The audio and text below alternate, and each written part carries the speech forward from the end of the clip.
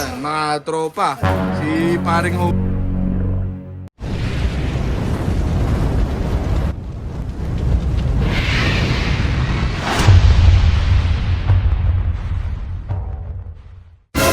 Mga tropa na ba? Sige na ulit nag-vlog. May bisita pa tayong idol ng lahat. Hindi na kailangan pakilala, mga tropa.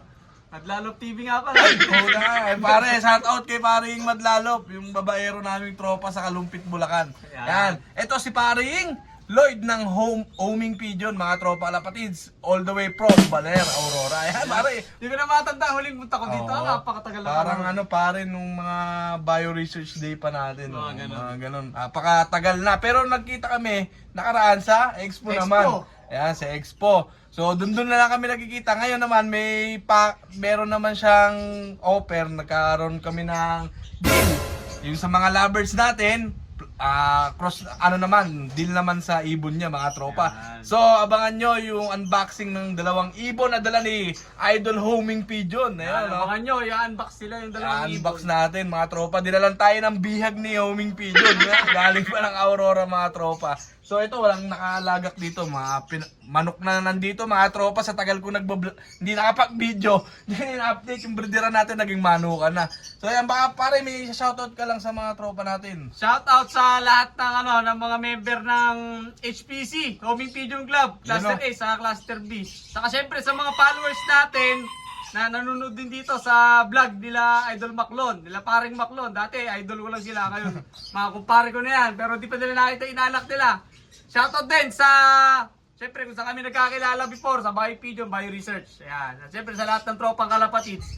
So, lahat ng followers natin dito sa Bulacan. Hindi lang dito sa Balagtas. So, sa lahat ng parte ng Bulacan. Ayan, sa lahat, yan mga tropa, like and follow and subscribe. Homing Pigeon. Hindi na nga rin nakakapag-vlog. Marimar na yan. Mga pag tumatanda talaga, pare, medyo iba na yung ano natin, no? Nakapokus tayo sa business natin. Yun, iba na yung nasa isip natin. Dati kasi, kung saan kami dalhin ng pag-iibon, andun tayo. Andun tayo. Halos every month, nasa bio research tayo. Si paring Ianski, yung shoutout din kay paring Ianski natin. Mag-vlog ka na ulit. Ayan, so mayaman na kasi kaya ayaw mag-vlog. Ayan, so susunod, ikaw naman kukuligligin namin dyan sa... Kahit malapit nga lang ako kay Ianski, hindi pa ako makadalaw. Oo, si paring Lloyd, tiga Aurora. Naunahan pa. So ayan, abangan nyo rin sa channel niya, sa Facebook niya, kung ano yung pakay niya, kung ano yung dinala ng tadhana. Bakit napunta ng Balagtas, Bulacan, si paring Homing natin yan. So, galing kahapon pa siya. Ako kahapon, dito na ako natulog sa sasakyan sa Bukawi, tapos rekta tayo ngayon, tapos rekta naman tayo Manila. Pagkatapos doon, rekta tayo ng FPR, tapos balik na tayo ng Aurora ulit. Ayan, mag-FPR, yung FPR niya, replacement. Magre-replace. Bangan nyo rin sa vlog natin yan, yung mga i-replace nating ibon. Shoutout kay paring Ben Season, kay paring Long Hair TV. Yan, dinaanan natin kagabi, alas 9 yung ibon niya sa Babalakat. So, dala-dala rin natin ngayon, kakarga rin natin sa FPR. Ayan. Saka shoutout sa may-ari, kay Sir Emil. Saka sa Sir June Maglines, yan, sa mga partner namin sa FPR Oiler, saka sa Alegre Oiler. Yan. Sila yung mga katuwang natin doon sa gastos. Yan, so sa Alegre din, mga tropa, magka-ano rin kami ni paring Lloyd. May entry siya, may entry kami, hindi lang kami nagtagpo dyan. So, yung ibon namin, sana magkaibigan din doon. So, makuha namin yung 1M doon. Sana pre, sa last lap, kasama tayo mag-aabang doon. Yun ang gusto ko. Napakaingay nito nung last lap sa Alegre. Nanonood ako ng live, mga tropa. Si Homing Pigeon lang naririnig ko. Pare, ibang pakiramdam, last lap, live pa ibon mo di ba? 1M sa unang clock, di ba? Tapos, super sets pa. So, expect tayo doon ng maganda. So ngayon, season 2, mas maganda, mas nakakaabang kasi dati 50% lang, 3,000 kalaban. Ngayon, 6,000 yung kalaban natin. Napakadami. Tapos, ang challenge pa dyan, puro big time kalaban natin. Big time. So dati nung season 1 kasi hindi nag-entry iba kasi nangangapapa, okay kaya sistema. So nung napatunayan na yung Alegre, magandang management. Naku po, itong season 2, pare, 1 month and 1 week lang, Puno. Puno agad yung slot ng 6,000 birds. Grabe. Grabe. Ayan, yung mga good luck sa Team Alegre. Ayan, shoutout kay Sir Russell sa magandang management. Yan, shoutout po sa kay Boss John Ayan, Alegre. kay Boss Jan Alegre. Sobrang nakakatuwa kasi yung OLR sa Pilipinas pare. Napakaganda. Parang Barcelona Oo, type, no? parang international na yung OLR ngayon dito sa Pilipinas. So hintayin natin, sana mga tropa magkita-kita tayo sa last lap. So sana lahat tayo. kung good luck bro at sa muling pagkikita pala, hindi pala to ang muli. Yan, mga tropa. Si paring homing natin, oh. Ayan, oh. Parang karyahan lang, no? Ibon na. Dating pinag-uusapan namin, puro kalapati ngayon. Ito, lovebirds naman, mga tropa. Parang parang nangunguha ng premyo sa Ayan. sa peryahan. Ito, yung mga ibon. So, may pinag-usapan kami ni paring homing dyan. Ayan. Galing pa to ng Baler, Aurora. Ayan. Dahil lang talaga sa ibon, hindi tayo. Kung wala talaga hilig ko sa ibon, hindi ko pupuntahan to. Oo. Pre, no? Talaga, Sino ba magtsatsaga? Napakalayo. Napakalayo. Imbis na natutulog ka lang eh. Ayan, oh. So, in-out natin tong mga lovebirds natin. Ito, reserve na tong mga nandito sa taas, mga tropa. So, siya, ayan, nakakausap natin siya. Interesado pala si paring homing. back to lovers tayo ulit, mga kalapatid. Ayan, so, kung nakita niyo yung video dati, ay po. Babay yung isa. Babay. Naku po. Ayun yung isa. Tapos pag ganun. Mali. Nakawala. Ayan. -1. Pero dadami naman yan. Dapat pala isa lang. Oo, ingat-ingat na lang. Namali ka ng angat. Iba na yung Mabilis Pag pala. ganun ako, dapat pag ganito Oo, pala eh. mabilis sila. Ayan ganyan Hintayin nyo. Magpaparami ulit si paring homing ng lovebird. Lovebirds. Ayan. Hindi, saka kahit naman di ko ibenta, okay lang ha. Hilig ko lang talaga mag-breed. Sarap sa tenga ng huni eh, no? Parang nakatanggal ng sakit. Ayan, mga tropa.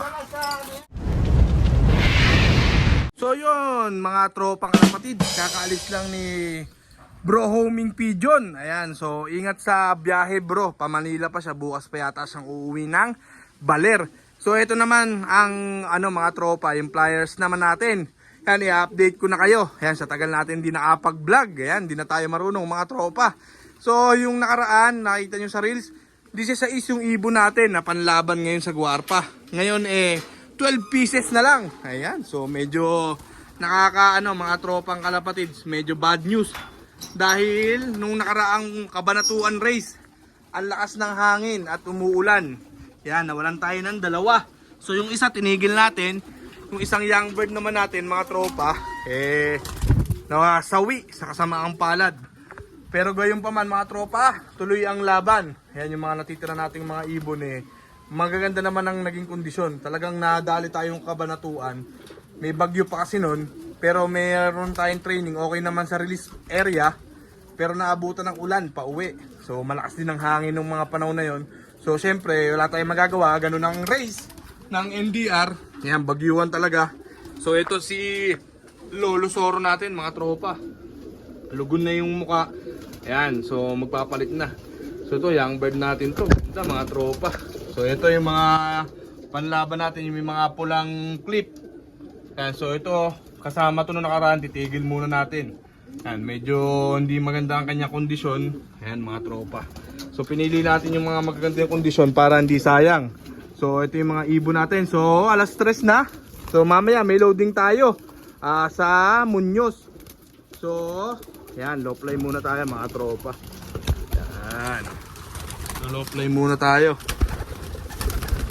Yan. So magpapa-low fly muna tayo.